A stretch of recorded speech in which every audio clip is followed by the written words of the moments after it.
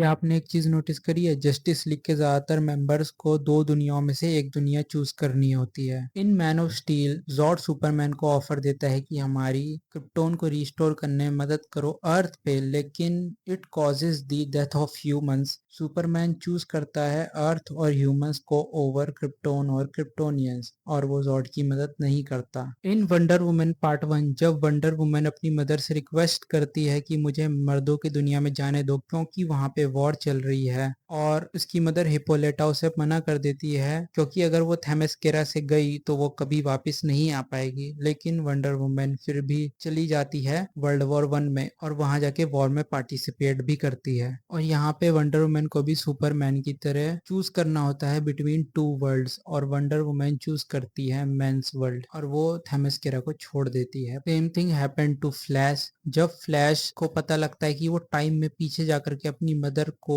मरने से बचा सकता है, तो वो टाइम में पीछे जाकर के एक नई टाइमलाइन क्रिएट कर देता है जहाँ पे उसकी मदर जिंदा है। बट उसे फिर बाद में पता लगता है कि ये टाइमलाइन ज्यादा समय तक के लिए टिक नहीं पाएगी और यहाँ पे क्रिप्टोनियंस ने हमला कर दिया है और वो हजारों लाखों लोगों की जान ले लेंगे। तो फ्लैश फिर से अपनी न्यू टाइमलाइन की क्रिएशन को अनडू करता है और सब कुछ रिवर्स कर देता है। और यहाँ पर भी फ्लैश को दो वर्ल्ड में से एक वर्ल्ड चूज करना था जहाँ पे एक वर्ल्ड में उसकी मदर जिंदा थी और एक वर्ल्ड जहाँ पे उसकी मदर मर चुकी थी, और वो चूज करता है ऐसा वर्ल्ड जहाँ पे उसकी मदर मर चुकी है।